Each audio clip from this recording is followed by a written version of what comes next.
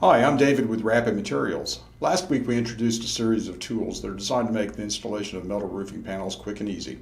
See for yourself just how quickly you can complete the job with these tools. We start with multiple panels that have been pre-measured and cut to span across the length of our mock-up roof.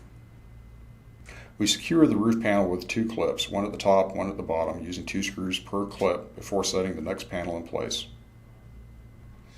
The ESE seaming tool will close the standing seam panel with ease. Using seam clamps will allow for an easier installation as it pulls your panels together. After finishing the seaming process, we use the raw eaves edging tools to finish the roof panels at the bottom.